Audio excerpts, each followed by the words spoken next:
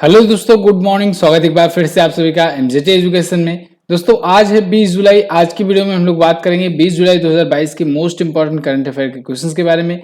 Video अगर पसंद आएगी तो इसको लाइक और शेयर करना, चैनल पर नए आए हो चैनल को सब्सक्राइब करके बेल आइकन को प्रेस करना, जिससे आने वाली वीडियोज का नोटिफिकेशन आप तक पहुंचता रहे। बात करेंगे लास्ट डे के क्वेश्चंस की, कहीं आप भूल ना जाओ, क्विकली रिवीजन करेंगे। अंतर्राष्ट्रीय नेल्सन मंडेला दिवस 18 जुलाई को मनाया गया। पीवी सिंधु ने सिंगापुर ओपन में महिला एकल का खिताब जीत लिया है। केरल दोस्तों अपनी इंटरनेट सेवा रखने वाला देश का पहला और एकमात्र राज्य बन गया है। आशीष कुमार चौहान ये एनएसए के नए एमडी और सीईओ होंगे। और सरकार ने पहले से पैक किए गए खाद्य पदार्थों पर 5% जीएसटी इंपोज कर दिया है।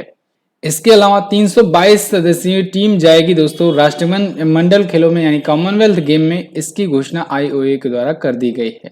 तो कॉमनवेल्थ गेम में 322 सदस्यों की और खिलाड़ियों और स्टाफ की टीम जाएगी वहां पर। अरविंद चिदम्बरम दोस्तों 41वें बीडा डी वेनॉस्क इंटरनेशनल शतरंज ओपन का खिताब जीत लिए हैं। और यूके में अभी हाल में एविएशन पैसेंजर चार्टर लॉन्च किया गया है। बांग्लादेश में 52वां बीजीबी बीएसएफ महानिदेशक स्तर का सीमा सम्मेलन आयोजित हुआ। और मुंबई सबसे ज्यादा इंटरनेट स्पीड के मामले में टॉप पर रहा।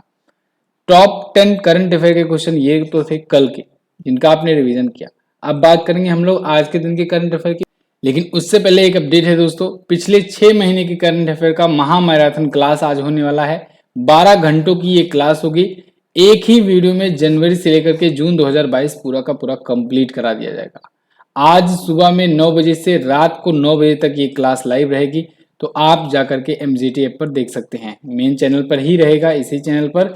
तो आप दिन भर में कभी भी इसे ज्वाइन करके देख सकते हैं। कोशिश कीजिएगा ज़्यादा से ज़्यादा इसको कवर करने की, यानी आप एक सिंगल ही वीडियो में पा जाओगे। तो फिर क्या होगा कि आप उस वीडियो को डाउनलोड कर सकते हो या फिर आप ऑफलाइन कर सकते हो और उसको आराम से धीरे धीरे करके पूरा देख करके कवर कर सकते हो करंट अफेयर। चलिए अब बात करते हैं आज के दिन के पहले क्वेश्चन की। पहला क्वेश्चन है, हाल ही में FIH महिला हॉकी विश्व कप 2022 किसने जीता?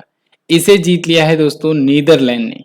नीदरलैंड ने अपना 9वां खिताब जीता है। नीदरलैंड की महिला टीम ने 9वीं बार FIH महिला हॉकी विश्व कप जीत लिया है। यहाँ पर आप देख पाएंगे article, FIH hockey women's world cup Netherland extend incredible dominance with 9th title. 9वां टाइटल इन्होंने जीता है। अर्जेंटीना को 3-1 से फाइनल में हराया इसने। थर्ड पर रहा ऑस्ट्रेलिया। ऑस्ट्रेलिया ने जर्मनी को हरा करके तीसरा स्थान हासिल किया, यानी ऑस्ट्रेलिया को मिला ब्रॉन्ज मेडल। और ऑस्ट्रेलिया FIH के विश्व कप में दोस्तों पहली बार कोई मेडल हासिल की है। तो यहाँ अर्जेंटीना जब उप विजेता रहा तो यानी कि इसको मिला सिल्वर और नीदरलैंड को मिला गोल्ड मेडल। क्लियर है ना? 15वां इस बार का संस्करण था, स्पेन और नीदरलैंड में आयोजित किया गया था। भारत किस स्थान पर रहा? तो भारत दोस्तों इसमें 9वें स्थान पर रहा। FIH बोले तो इंटरनेशनल हॉकी फेडरेशन इसे कहते हैं।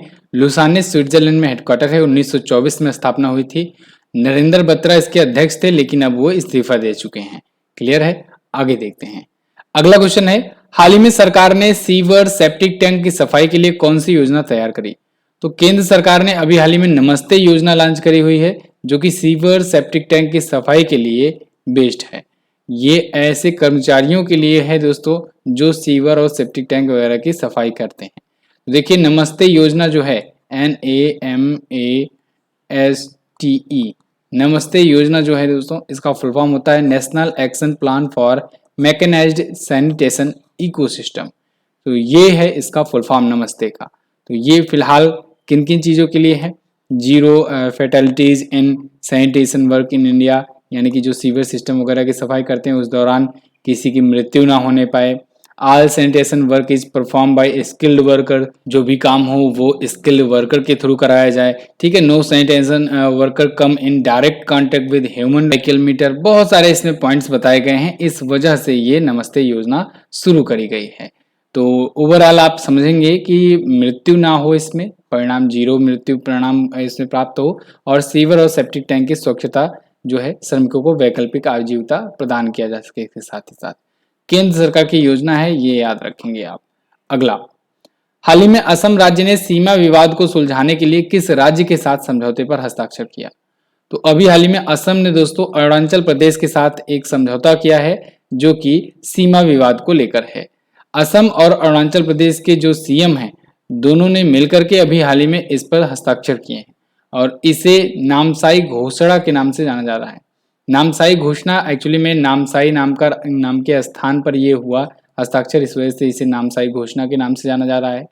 तो ये नामसाई घोषणा जो है, समझौता जो है, ये असम और अरुणाचल प्रदेश के बीच में 70 साल से अधिक पुराने सीमा विवाद को निपटाने के लिए था। असम और अरुणाचल प्रदेश को अगर आप मैप में देखेंगे तो ये अपना बॉर्डर शेयर करता है एक दूसरे से यहाँ पर, ठीक है ना। भारत के सबसे पूर्वोत्तर में है दोस्तों अरुणाचल प्रदेश और असम, ये दोनों राज्य हैं वहाँ पर।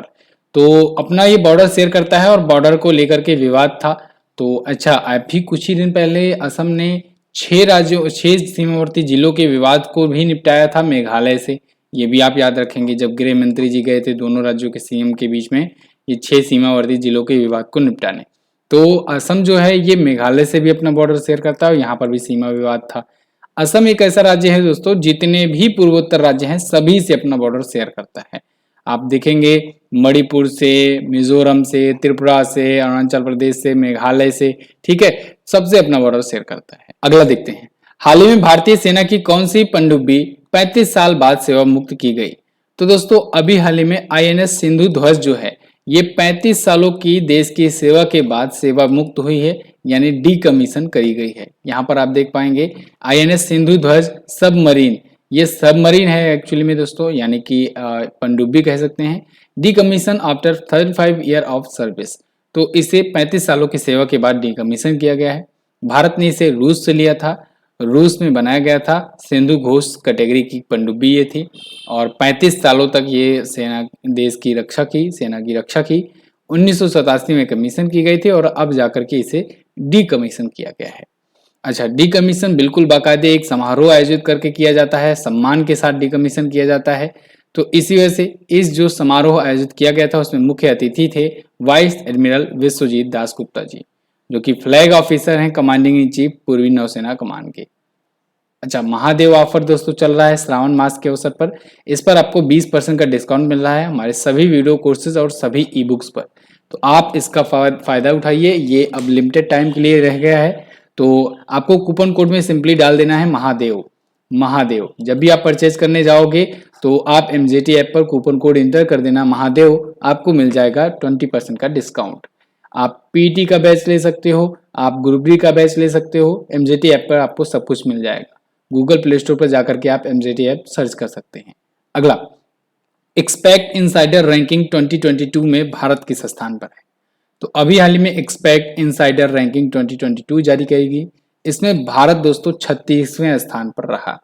एक्सपेक्ट इनसाइडर रैंकिंग जो है ये जारी किसके द्वारा की गई है?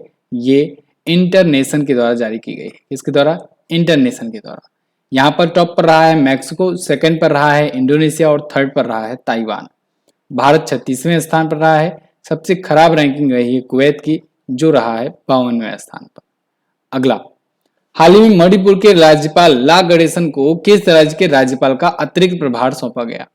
तो दोस्तों मणिपुर के राज्यपाल ला गणेशन को पश्चिम बंगाल के राज्यपाल का अतिरिक्त प्रभार यानी एक्स्ट्रा चार्ज दे दिया गया है। कारण क्या है? कारण ये है कि जो पश्चिम बंगाल के जो राज्यपाल हैं जगदीप धनखड़ जी, वो अब एनडीए पार्टी से उम्मीदवार बना दिए गए हैं वाइस प्रेसिडेंट पद के लिए। वाइस प्रेसिडेंट का जो चुनाव होने वाला है दोस्तों, उसके लिए एनडीए के उम्मीदवार होंगे जगदीप धनखड़। तो जब दोस्तों वाइस प्रेसिडेंट हो या फिर कोई भी पद भारत में ग्रहण कर रहे हो आप लोग, तो उसमें एक कंडीशन होती है कि वो किसी लाभ के पद पर ना हो, यानी कि जिस भी पद पर हो पहले वहां से इस्तीफा दे। तो इस वजह से इस्तीफा दे दिए हैं जगदीप धनखड़ जी और इनका इस्तीफा स्वीकार भी कर लिया गया है और मणिपुर के गवर्नर ला गणेशन को एडिशनल चार्ज दे दिया गया है, यानी अतिरिक्त प्रभार दे दिया गया है। अच्छा, इन्होंने इस्तीफा किसको दिया? राज्यपाल हैं तो इस्तीफा देंगे राष्ट्रपति को। क्लियर है ना? बिल्कुल। 2019 में ये पश्चिम बंगाल के गवर्नर बने थे और अब इन्होंने इस्तीफा दे दिया है। अच्छा, एनडीए पार्टी के उम्मीदवार तो ये हैं, आप जान गए, जगदीप धनखड़। विपक्ष के उम्मीदवार कौन है? तो वो है मार्गरेट आल्वा। 18 जुलाई को दोस्तों राष्ट्रपति का भी चुनाव हो गया और राष्ट्रपति पद में दोस्तों सत्ता पक्ष से यानी कि एनडीए पद से कौन थे उम्मीदवार? तो आप बताएंगे द्रौपदी मुर्मू। विपक्ष से कौन थे? तो विपक्ष से दोस्तों यशवंत सिन्हा। ठीक है ना? 21 को काउंटिंग हो जाएगी, रिजल्ट भी आ जाएगा और उसके बाद 25 तारीख को राष्ट्रपति पद का ग्रहण होगा, शपथ। पश्चिम बंगाल आप देख पाओगे मैप में अगर, तो यहाँ पर है वेस्ट बंगाल। कोलकाता यहाँ की कैपिटल है, जो कि हुगली नदी के किनारे बसा शहर है। हुगली नदी के किनारे बसा शहर है Kolkata. Mamata Banerjee all India Trinamool Congress party से यहाँ की सीएम है। अगला, हाल ही में भारत की किस कंपनी ने भारत के पहले 5G नेटवर्क का सफल परीक्षण किया? तो भारत की कंपनी है एयरटेल, भारतीय एयरटेल, और इसने भारत के पहले 5G नेटवर्क का सफलतम परीक्षण अभी हाल ही में किया है। कहां पर किया है इसने किया है दोस्तों बेंगलुरु में। यहां पर आप आर्टिकल देख पाओगे, भारतीय Airtel announce successful trial of India's first 5G private network. पहले 5G प्राइवेट नेटवर्क का सफलतम परीक्षण इसने किया हुआ है। कहां पर किया हुआ है? अभी हाल ही में इसने बोस ऑटोमेटिक इलेक्ट्रॉनिक इंडिया, या कहें कि RBAI फैकल्टी इन बेंगलुरु में किया हुआ है। ठीक है, यहाँ पर भी लिखा हुआ है मैंने, बेंगलुरु में बॉस ऑटोमेटिक इलेक्ट्रॉनिक संयंत्र में इसने किया हुआ है इसका परीक्षण। भारतीय एयरटेल के संस्थापक हैं सुनील भारती मित्तल। अगला, हाल ही में किस केंद्रीय मंत्री ने mobile electric charging app launch किया? तो अभी हाल ही में नारायण राणे जी, जो कि केंद्रीय MSME मंत्री हैं, केंद्रीय MSME मंत्री हैं, इन्होंने हाल ही में एक mobile electric charging app launch किया हुआ है, जिसका नाम है दोस्तों रेपोज पे। रेपोज पे क्या करेगा? रेपोज पे के थ्रू दोस्तों, इस एप्लीकेशन के थ्रू आप कहीं से भी कभी भी आप ऑर्डर कर सकते हो एक ऐसा चार्जिंग व्हीकल्स, जब आपका मान लीजिए कोई आपका इलेक्ट्रिक व्हीकल्स है और वो डिस्चार्ज हो गया कहीं बीच में रास्ते में, तो आपके पास ऐसी फैकल्टी होगी कि आप उस ऐप के थ्रू ऑर्डर कर सकोगे, चार्जिंग व्हीकल आएगी, आपके व्हीकल को चार्ज करेगी और फिर आपसे कुछ पैसे भी लेगी, ऑब्वियस सी बात है, ठीक है ना। तो उसका भी चार्ज वो लेगी, लेकिन वो आपका व्हीकल चार्ज कर देगी और आप वहां से जहां पर रास्ते में फंसे हो वहां से आप निकल पाओगे। तो ये रिपोज पे जो है ये बहुत ज़्यादा काम आने वाला है आगे आने वाले टाइम पे, क्योंकि इलेक्ट्रिक व्हीकल्स का जैसे जैसे कारोबार बढ़ रहा है दोस्तों, वैसे वैसे इसका भी डोमिनेंस बढ़ेगा। फ्यूलिंग इंडिया 2022 कार्यक्रम मुंबई में आयोजित हुआ, ठीक है, वहीं पर इन्होंने ये एप्लीकेशन लॉन्च किया हुआ है। अगला, हाल ही में पैरासिन ओपन शतरंज प्रतियोगिता 2022 किसने जीता? इसको आर प्रज्ञानंदन ने जीत लिया है। आर प्रज्ञानंदन ने पैरासिन ओपन शतरंज प्रतियोगिता 2022 में कब्जा जमाया, इसको जीत लिया है। ये सर्बिया में आयोजित किया गया था। सेकेंड पोजीशन पर रहे एलेक्जेंडर प्रोड्रिक, ये 7.5 अंक के साथ दूसरा स्थान हासिल किए। आर प्रज्ञानंदन आपको पता होगा दोस्तों, ये ग्रैंड मास्टर तो हैं ही, ये दुनिया के सर्वश्रेष्ठ शतरंज खिलाड़ी मैग्नस कार्लसन को अभी रिसेंटली 2 बार हराए थे। तो 2 बार हराए मैग्नस कार्लसन को, ये बहुत बड़ी बात थी और इसीलिए चर्चे में भी आ गए थे। अगला, हाल ही में नरेंद्र बत्रा ने किस पद से इस्तीफा दिया? तो नरेंद्र बत्रा ने दोस्तों अभी हाल ही में भारतीय ओलंपिक संघ के अध्यक्ष पद से, अंतर्राष्ट्रीय हॉकी महासंघ के अध्यक्ष पद से और अंतर्राष्ट्रीय ओलंपिक समिति के सदस्य से, इन सभी से इन्होंने इस्तीफा दे दिया है। नरेंद्र बत्रा, यहाँ पर आप देख पाएंगे इमेज में, ये है नरेंद्र बत्रा। इन्होंने दोस्तों अभी हाल ही में IOA यानी कि इंडियन ओलंपिक एसोसिएशन के प्रेसिडेंट से पद से भी इस्तीफा दे दिया है।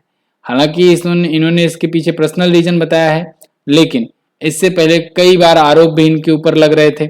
अभी दिल्ली हाई कोर्ट ने दोस्तों 25 मई को एक फैसला सुनाया कि हॉकी इंडिया में इनकी आजीवन सदस्यता रद्द कर दी जाए, ठीक है ना। तो नरेंद्र बत्रा जो है फिलहाल व्यक्तिगत कारणों की वजह से अंतर्राष्ट्रीय हॉकी महासंघ के अध्यक्ष पद पर, भारतीय ओलंपिक संघ के अध्यक्ष पद से और अंतर्राष्ट्रीय ओलंपिक समिति के सदस्य के रूप में इस्तीफा दे दिए हैं, ठीक है। FIH के बारे में तो हमने शुरुआत में ही बात करी, अब बात कर लेते हैं इंटरनेशनल ओलंपिक कमेटी की। तो इसके ये सदस्य थे, लेकिन अध्यक्ष कौन है? अध्यक्ष है थॉमस बाक, याद रखना है। 23 जून 1894 में इसकी स्थापना हुई थी और 23 जून को इसी वजह से हम लोग क्या मनाते हैं? ओलंपिक दिवस, ओलंपिक डे मनाते हैं 23 जून को। लुसाने स्विट्जरलैंड में इसका हेडक्वार्टर है। ये 5 कलर जो है ना, ये 5 कलर 5 कॉन्टिनेंट को रिप्रेजेंट करता है दोस्तों, और ये क्वेश्चन पूछा गया है। ओलंपिक का ये सिंबल जो है 5 कलर, ठीक है, 5 रिंग जो है। FIH के बारे में अभी हमने बात करी हुई है। अध्यक्ष पद पर नरेंद्र बत्रा अब नहीं रहेंगे, तो अब देखना होगा अगला अध्यक्ष किसे नियुक्त किया जाता है। 1924 में इसकी स्थापना हुई थी। लुसाने स्विट्जरलैंड में इसका भी हेडक्वार्टर है और 137 देश इसके मेंबर हैं करंट टाइम पर। ये तो थे दोस्तों आज के दिन के टॉप 10 करंट अफेयर के क्वेश्चंस। आई होप आपको वीडियो पसंद आई होगी।